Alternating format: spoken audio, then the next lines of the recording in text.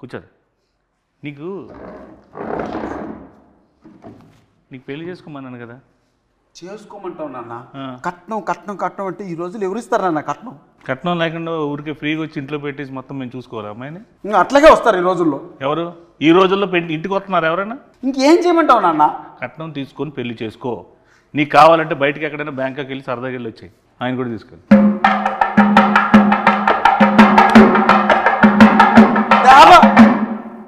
పెళ్లిగారి ప్రసాద్లో మొత్తం టోటల్ పెళ్లి కాకుండా ఉంటాడా రియల్ లైఫ్లో? రియల్ లైఫ్లో అన్నా సినిమా వాడు పిల్లనివ్వట్లేదు. ఓహో, అందుకే అబ్బాయిని చేసుకున్నావా? నాన్న ఎంత మాట్లాడినావు నాన్న? మరి ఇందాక చూస్తుంటే నాకు వారిని అడుగు అంటే ఇద్దరు చేసుకున్నారేమో అనుకున్నాను. అతనేనా ఈ స్క్రిప్ట్ రాసింది? కట్నం వారి శాసనాలు కట్టిన పెళ్లిగారి ప్రసాద్ చేసింది అతనేనా? డైరెక్టర్ ఆయన. ఈ రోజుల్లో బాంబే స్టైల్ అదే, ఏం పర్లేదు. అది అన్నా అది కాదు నాన్న, అతను డైరెక్టరు. అతను కూడా పెళ్లి కాలేదు, అతను కూడా ఏదైనా సంబంధం చూస్తావేమో అని తీసుకొచ్చా. ఏమండి, నువ్వే ఒక ఫాదర్ అయితే పెళ్లి చేసుకుని కట్నం లేకుండా ఒక అమ్మాయిని తీసుకొస్తే రేపొద్దున అడిగేవని అయితే ఎవరు చూస్తారు? ఎవరిది బాధ్యత? What is the security?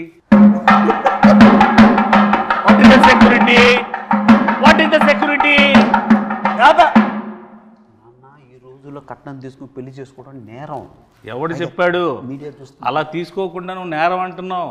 అది తీసుకోకపోతే నా దృష్టిలో ఘోరం. కట్నం అసలు ఏం చేస్తావు? కట్నంతో ఏవో నేను సామాజిక సేవ చేస్తా, నీలాంటి పెళ్ళిళ్ళు 100 చేస్తా, ఓ పెద్ద ఫంక్షన్ హాల్ పెడతా, అందులో పెద్ద పెద్ద ఈవెంట్లు పెట్టి నువ్వు ఇచ్చిన డబ్బులతో నేను పెళ్ళిళ్ళు చేస్తా. నీకెందుకు? నువ్వు ఫస్ట్ కట్నం తీసుకో. నాన్న సమాజ సేవ చేసుకోవడానికి కట్నం చేయాలన్నా కష్టపడి సంపాదించి ఆ డబ్బులు తెచ్చేద్దానన్న సమాజ సేవ. పాత సినిమాల్లో పావలా తీసుకొని కోటీశ్వరులు అయిపోవడాలు, ఒక సాంగ్లో పెద్దోళ్ళు అయిపోవడాలు, ఒక సాంగ్లో ఇల్లు అన్ని చేసేసుకోవడాలు అన్ని సినిమాలు అవుతాయి. ఇక్కడ అవ్వవు. రియల్ ప్రాక్టికల్గా ఆలోచించు. కట్నం తీసుకో, హ్యాపీగా ఉండు. నీకు అంత ఎంజాయ్ చేయాలనుకుంటే నువ్వు వెళ్ళు బయటకు, ప్యారిస్ ఇట్లా ఎక్కడికి. కట్నం ఇవ్వరు నాన్న. ఇవ్వనప్పుడు ఎందుకు రా పెంట మన ఇంట్లోకి? నేను వెళ్ళిపోతా ఇంట్లో. నువ్వు నా కొడుకువే కాదు. నేను నీ కొడుకుని కాదు. కాదు, కట్నం తీసుకున్నాడు కొడుకు కాదు. నువ్వు నా నాన్నకు, నీకు బటర్ నాన్తో సమానం ఈ రోజు నుంచి. నువ్వు బటర్ నాన్న? అవును. మా నాన్న కదా? కాదు. గోధుమ పిండి నాన్న కూడా కదా? బటర్ నాన్ కొట్టు.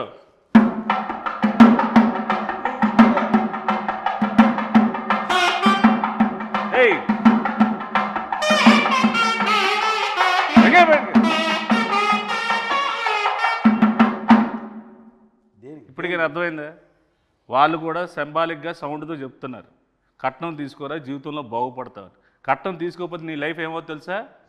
ఇలాగ వైలెన్స్గా సైలెన్స్గా ఉంటుంది. అంటే అది కాదు నాన్న, నువ్వు మాత్రం కట్నం తీసుకోలేదు, నన్ను మాత్రం కట్నం తీసుకోమంటున్నావు. బుద్ధి గడ్డి తినే నిన్ను తీసుకోమంటున్నా, నాలాగా నువ్వు అవ్వకుండా ఉండడం కోసం. అన్న ఇక్కడ ఎవరైనా కట్నం తీసుకున్నానన్నా? నువ్వు తీసుకున్నావు కట్నం? ఇక్కడ ఉన్న వాళ్ళందరూ వీడితో పాటు పెళ్లి చేసుకుంటారా? పెళ్లి నువ్వు ఒక్కడే చేసుకున్నావు కదా. వాళ్ళకంతా ఆల్రెడీ పెళ్ళి అయిపోయినాయి నాన్న. మరి నీకు వాళ్ళతో ఎందుకు గోల? కొట్టు.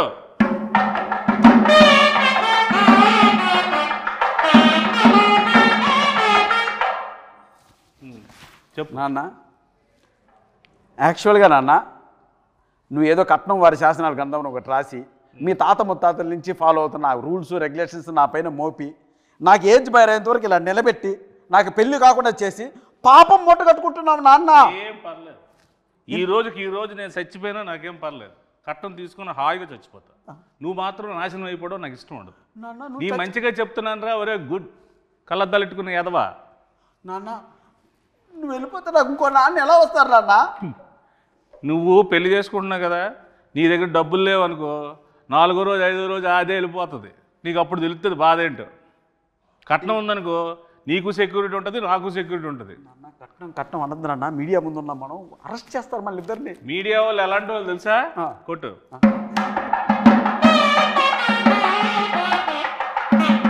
వాళ్ళకి అన్నీ తెలుసురా బాబు. నువ్వు చెప్పినవన్నీ వాళ్ళు ఏం కథలు వినరు. వాళ్ళకి అన్ని ప్రాక్టికాలిటీస్ తెలుసు. సరే నా సంగతి అలా ఉంచుకొని డైరెక్టర్ కూడా పెళ్లి కావాలంటే ఎందుకు అడగ అతను? నువ్వు ముందు చేసుకుని ఆయన ఆ చేసుకున్న దాంట్లో 4-5 పాయింట్లు ఉంటాయి కదా, అవి అడిగి చెప్పు. అందులో ఒక పాయింట్ అయినా కనెక్ట్ అయితే పెళ్లి చేసుకుంటాడు. ఎన్ని పాయింట్లు ఏం చెప్పినా సరే కట్నం మాత్రం స్ట్రెస్ చేసి మరీ చెప్పు. అసలుకి మతిమరుపు ఎక్కువ ఈ క్యాండిడేట్కి. కొట్టు.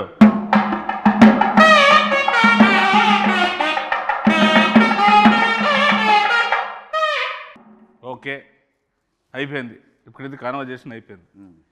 అసలు ఏంటి ఈ పెళ్ళి కాని ప్రసాద్ ఏంటి?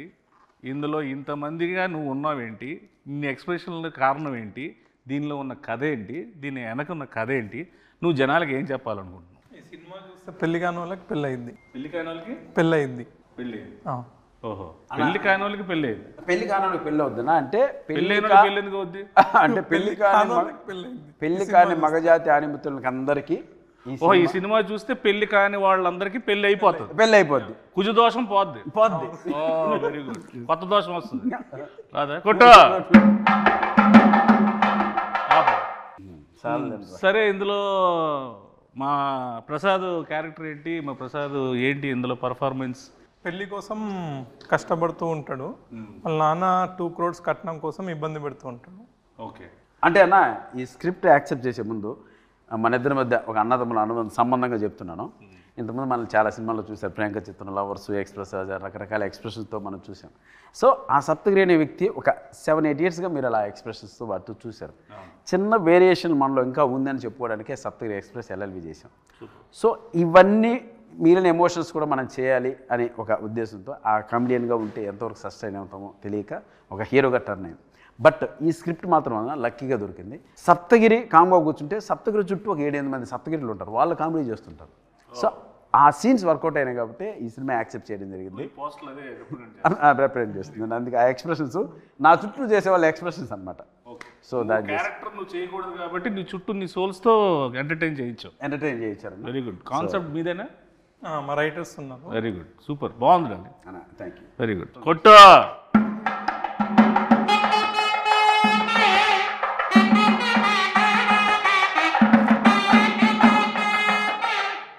ఇది మన అంటే మాకు మాతృ సంస్థ లాంటిది వెంకటేశ్వర క్రియేషన్స్, దిల్రాజ్ గారిది. సో ఎస్విసికి నీకు ముందు నుంచి ఎలాగ ఇది ఏంటి దీన్ని? నేను ఒక అసిస్టెంట్ డైరెక్టర్గా ఆర్టిస్ట్గా బ్రాండ్ బ్రాటప్ మనకు జరిగింది ఎస్విసిలో. ఓకే. బొమ్మరిల్లు కావచ్చు, పరుగు కావచ్చు, ఇది అంటే అది నాకు మాతృ సంస్థ. ఇన్నాళ్ళ తర్వాత నేను సినిమా చేసి ఆ సంస్థలో రిలీజ్ చేసుకోవడం నిజంగా ఒక అదృష్టంగా భావిస్తున్నాను. ప్లస్ మనకు రాజ్ సార్ కావచ్చు, శిరీష్ అన్న కావచ్చు, వీళ్ళు ఎంత క్లోజ్ ఉన్నా, ఎంత మనం మాట్లాడినా వాళ్ళ కంటెంట్ నచ్చందే, సినిమా నచ్చందే, డౌట్ లేదు, అందులో డౌట్, లోపలికి అడుగు కూడా పెట్టినాడు. సో నా పైన ఉన్న గుడ్ విల్తో ఒకరోజు వెళ్ళి శిరీష్ సార్ని, రాజ్ సార్ని కలవడం జరిగింది. అన్న మీరు ఒక్కసారి నా సినిమా చూడండి, మీకు నచ్చకపోతే 10 నిమిషాలు చూడండి, మీకు కంటెంట్ కనెక్ట్ కాకపోతే నాకు మీరు ఏ హెల్ప్ చేయకుండా నాకు నా మాటకి శిరీష్ అన్న గౌరవం ఇచ్చి ఒకరోజు మార్నింగ్ ప్రసాద్ ల్యాబ్లో నేను చూస్తాను, షో వెయ్యి, నాకు నచ్చకపోతే 20 minutesలో థియేటర్ నుంచి బయటకు వెళ్ళిపోతా, ఎందుకంటే వాళ్ళది చాలా crucial and valuable time. Cinema చూసి చాలా బాగుంది గిరి, దీని వెనక అండా దండా కొండగా మేము నిలబడతాం, మీరు ప్రమోషన్ స్టార్ట్ చేయండి అంటే అంత పెద్ద వ్యక్తుల ఆశీర్వాదం ఈ సినిమాకు దొరికింది కాబట్టి ఈరోజు ధైర్యంగా ఈ ప్రమోషన్ స్టార్ట్ చేసాం. వాళ్ళ బ్లెస్సింగ్స్, అలాగే ఈ సినిమాని నేను అక్కడ చూపించడానికి నాకు ఉపయోగపడ్డాను మా స్నేహితుడు అనిల్ రావుపూడికి. అండ్ ఫస్ట్ టైం నుంచి స్క్రిప్ట్ స్టార్ట్ అయ్యి షూటింగ్ స్టార్ట్ అయిన దగ్గర నుంచి మాకు బ్యాక్ బోన్లో నిలబడ్డ మారుతి అన్నకి, అంత నిజంగా వాళ్ళందరికీ చేతులు జోడించి కృతజ్ఞతాపూర్వకంగా నమస్కారం జరుపుకుంటాను. Thank you. సో ఇందులో మ్యూజిక్ ఏంటి? ఇందులో 3 songs ఉన్నాయి. ఓకే. 3 songs చాలా అదిరిపోయినాయి సాంగ్స్. ఆర్ఆర్ మాత్రం ఆయనతో డ్యూయట్ పెట్టాలని మీకు ఎందుకు అనిపించింది? డ్యూయట్ ఉందా అన్న ఇందులో? చెప్పు. ఉందా డ్యూయట్? ఉందా? డ్యూయట్ లేదు. పెళ్లికాని ప్రసాద్ అంటే డ్యూయట్ కూడా లేదు. వెరీ గుడ్, చాలా డెడికేటెడ్గా చేశారు సాంగ్స్ కూడా. అన్న నిజంగా ఒక విషయం చెప్పాలంటే రెండే సాంగ్స్ ఉన్నాయి. ఒకటి చిన్న బిట్ సాంగ్, 2 సిచ్యువేషనల్ పరంగా వచ్చేది. ఒకటి క్యారెక్టరైజేషన్, పెళ్లిగాని ప్రసాద్ క్యారెక్టరైజేషన్ సంబంధించిన టైటిల్ సాంగ్ ఒకటి, 2 హీరోయిన్ సంబంధించిన అది కూడా సిచ్యువేషనల్ సాంగ్, మాంటేజ్ సాంగ్ ఒకటి. ఈ రెండే చెప్పడం జరిగింది. సో మీద ఎంటైర్ ఓవరాల్గా మనకు ఫన్ ఎలా జరిగింది ఈ సినిమాలో అన్న దానిపైన కాన్సన్ట్రేట్ చేశారు. డైలాగ్స్ అఖిల్ వర్మ అని ఒక అబ్బాయి రాశారు. సో నేను ఇంతకుముందు చాలామంది షో కూడా వేశాను, ఒక 20 ఫ్యామిలీ షో వేశాను. ఆ మారుతి అన్న కూడా చూశారు కాబట్టి చూసిన వెంటనే ఆ అబ్బాయి ఎవరో కానీ ఒక మంచి లైఫ్ ఉంది అఖిల్ వర్మకి, కథ ఎవరు రాశారు అన్నారు, లోహిత్ అని ఇంకొక అబ్బాయి రాశారు. సో వీళ్ళు ఈ జనరేషన్ తగ్గట్టు చాలా మంచి కథ రాశారు. ఈ కథను ఎట్టి పరిస్థితుల్లో మిస్ చేసుకోవద్దు, ఈ కథ చేసి ఫస్ట్ కాపీ నా దగ్గర రమ్మని చెప్పారు. సో అదే మాటగా వెళ్ళాను. వెరీ గుడ్ అన్న. సో ఏంటి సార్ ఇప్పుడు ఈ పెళ్లికాని ప్రసాద్, నాకైతే ఫాదర్ అండ్ సన్ మధ్యలో రిలేషన్ టీజర్ చూసినాక, ఇంకా ట్రైలర్ రిలీజ్ చేయలేదు. ట్రైలర్లో హీరోయిన్ ఫ్యామిలీ ఒక కథ ఉంటుంది. సో హీరోయిన్ ఫ్యామిలీ నేను టీజర్ చూసినాక ఏంటంటే ఫాదర్ అండ్ సన్ అనేది నాకు కనెక్ట్ అయింది. సో ట్రైలర్లో హీరోయిన్ ఫ్యామిలీ స్టోరీ రివీల్ చేస్తాం. సో హీరోయిన్ ఫ్యామిలీ స్టోరీకి హీరో వాళ్ళ ఫాదర్ స్టోరీకి రెండింటి మధ్యలో నలిగిపోతూ ఉంటాడు అన్న. Okay okay. నువ్వు నలిగిపోతుంటావు బాగా. నన్ను మామూలు నలపరన్నా పచ్చడి, రోటి పచ్చడి, ఇంకేమన్నా 4-5 పచ్చళ్ళు వేసి ఊరగాయ పెట్టి జాడీలో పెట్టి నలిపి పిసికి బయటికి తీసి ఆ దండె పైన ఆరేస్తారన్న. అలా ఉంటుంది గారు. Very good. సో ఆ ఇన్నోసెన్స్ అనేది పక్కా పనిచేస్తుంది. సో ఇప్పుడు ఆ సినిమా ఉంది కదా లాయర్ సినిమాలో పెద్ద డైలాగ్ ఎల్ఎల్బి, అలాంటి డైలాగ్స్ ఏమైనా ఎక్స్పెక్ట్ చేసే సినిమాలో? ఇది కంప్లీట్ డిఫరెంట్. ఇది కంప్లీట్ పొడి పొడి డైలాగ్. సెటిల్గా ఉంటుంది క్యారెక్టర్ మొత్తం సెటిల్గా ఉంటుంది. నీతో సెటిల్ అయిపోతాడు. మీ బ్లెస్సింగ్స్. ప్రయత్నం జరగాలి. నీలో ఉన్నది గొప్పతనం ఏంటంటే ఒకటే స్లాబ్ స్టాక్గా వెళ్ళిపోకుండా ఇది డిఫరెంట్గా ఉంటుంది. అది ట్రై చేయడం చాలా గట్స్తో కూడుకున్న విషయం. అట్ ద సేమ్ టైం రాజుగారితో ఒప్పించి ఎస్విసి నుంచి రిలీజ్ చేయడం అనేది నాకు తెలిసి 150% సక్సెస్ అయిపోయింది cinema. Thank you. So I hope డెఫినెట్గా నువ్వు సక్సెస్ అవుతాడాలి. కాకపోతే పాజిటివ్ మాట్లాడుకున్నాం, నెగిటివ్స్ కూడా మాట్లాడుకుందాం మనం ఈ సినిమాలో. సో మీకు ఈ సినిమాలో బాగా నెగిటివ్ అనిపించింది. మనోడు ఎలాగా నెగిటివే, నేను తినేస్తాడు, అది చెయ్యి ఇది చెయ్యి అది చెయ్యి ఇది ఇది అని. సో ఏది మీరు కొన్ని ఇలా అనుకున్నాం బెటర్ వేలో అలా వెళ్ళింది అనుకునే పాయింట్స్ ఏమైనా ఉన్నాయి? మలేషియాలో చిన్న ఇన్సిడెంట్ జరిగింది, అది అన్నది. ఇప్పుడు మలేషియా షూటింగ్ ఫస్ట్ నుంచి మాకు అన్న ఫారిన్ షూటింగ్ ఉంది ఆస్ట్రేలియా. అలా స్వాతి ముత్యం సినిమాలో ఉద్యోగం కోసం కమలాసన్ గారు తిరుగుతుంటారు, సోమయాజీ. అలా ఆస్ట్రేలియా సరే ఆస్ట్రేలియా పోతున్నాం కదా, సరే ఓకే అన్న దుబాయ్. ఏరా ఏం దుబాయ్ అంటే ఆస్ట్రేలియా బడ్జెట్ సరిపోవట్లేదన్నా అన్నాడు. సరే అన్నా సరే కాంప్రమైజ్ చేస్తా అన్నా దుబాయ్. సరే దుబాయ్ బాయ్ బాయ్ బాయ్ అన్నాడు. సెట్కి వచ్చావు. దుబాయ్ బాయ్ అన్న మలేషియా ఆస్ట్రేలియా నుంచి దుబాయ్ నుంచి మలేషియా. ఎందుకు అన్న బడ్జెట్ కొంచెం సహకరించడం. సరే ఓకే చివరికి మలేషియా. సరే చివరికి గోవా అంటాడు, భయపడ్డా. చివరికి ఆన్లైన్ వీసా ఉందన్న మలేషియాకి వెళ్ళిపోతుందని మలేషియాకి తీసుకెళ్ళాడు. దిగిన వెంటనే అన్న 40 డిగ్రీలు అన్నాయండ. 40 డిగ్రీలు అలా కనపడింది. ఆ రోజు నుంచి 3 రోజులు రోడ్లపైన డ్యాన్స్ వెళ్ళా. పైగా బ్లాక్ షర్టు బ్లాక్ ప్యాంటు.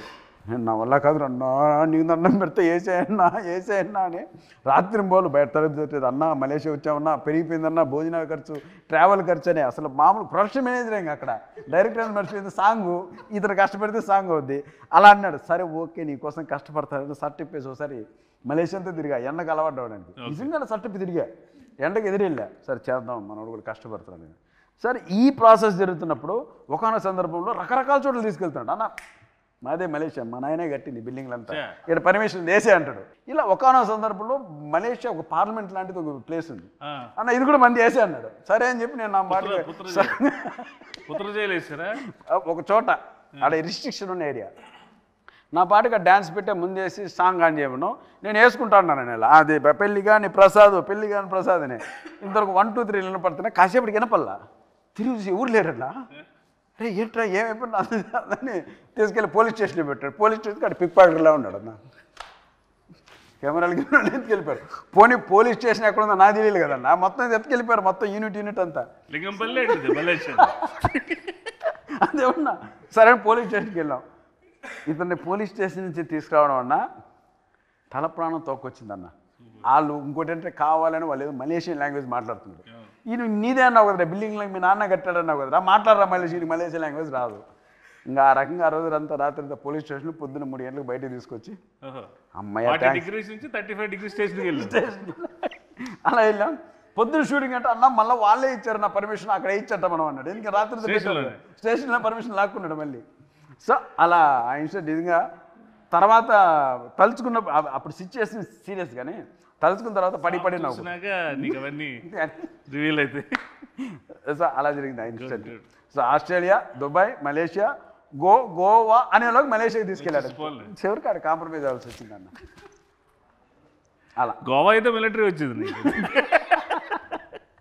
వాళ్ళు నేవీ మిలిటరీ కూడా కాదు, సముద్రం కలిపేసేవాళ్ళు. అలా జరిగింది కొట్టు.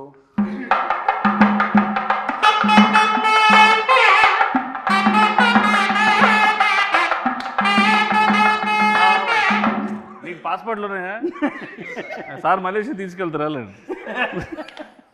మంచి డిమాండ్ ఉంది ఇక్కడ. పుత్రజయలో కొట్టుకోవచ్చు అలా.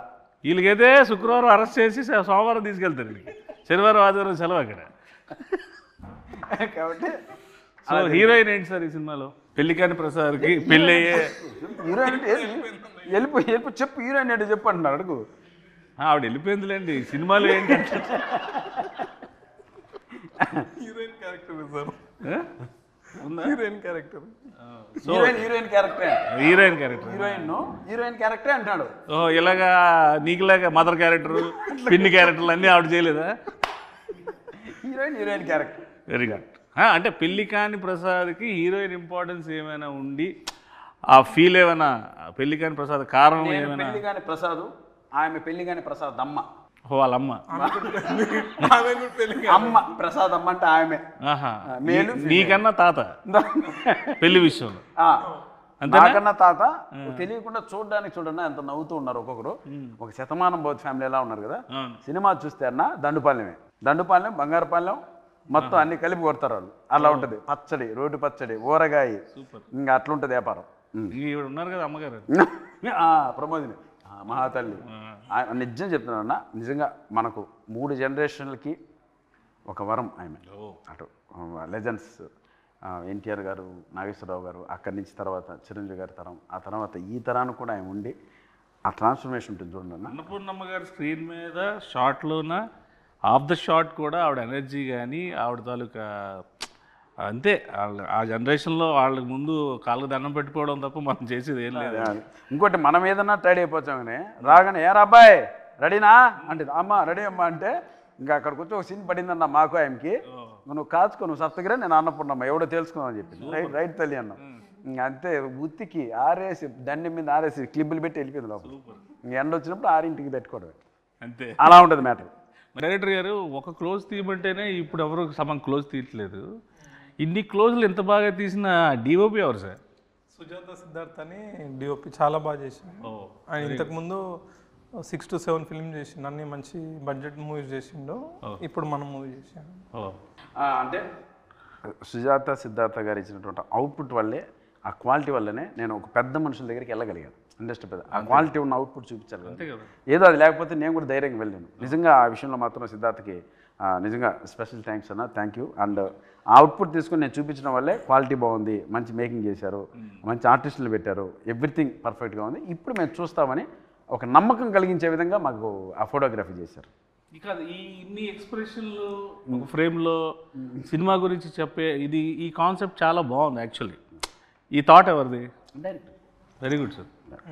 అంటే అన్ని ఆర్టిస్టులు కన్నా ఒక పెళ్లికాని ప్రసాద్ అనేవాడికి ఇన్ని వేరియేషన్స్, ఈ సినిమాలో ఇన్ని ఎమోషన్స్ ఉంటాయనేది బై పోస్టల్ చూస్తేనే మాకు అర్థమవుతుంది. అది సినిమాలో డెఫినెట్గా ఉంటుంది అనుకుంటున్నాను. అది ఉంటే కనుక నువ్వు ఇంకా పాన్ ఇండియా సినిమా చేసుకోవచ్చు. హ్యాపీగా రీజనల్ లాంగ్వేజ్ మంచి సినిమాలు పాన్ ఇండియా, మళ్ళీ మలేషియా జైలు, పాన్ ఇండియా అంటే మలేషియా, అక్కడి నుంచి ఆస్ట్రేలియా నుంచి దుబాయ్, కట్ చేస్తే పెళ్ళి లింగంపల్లి, యూసఫ్ కూడా. సో ఇందులో యాక్షన్ ఎక్కువ ఉందండి, కామెడీ యాక్షన్ ఉంది. ఓ అది that is one of the action, biggest action. Comedy అనేది అంత యాక్షన్ ఎవరు చేయలేరు. ఫైట్ మాస్టర్లు కామెడీ యాక్షన్ చేయలేరు. అందుకే అన్ననే చేసేసాను, ఫైట్ మాస్టర్ లేడు అని ఆయన చేసాడు. అన్నీ అన్ననే ఈ మాస్టర్ కూడా ఈయన. సూపర్.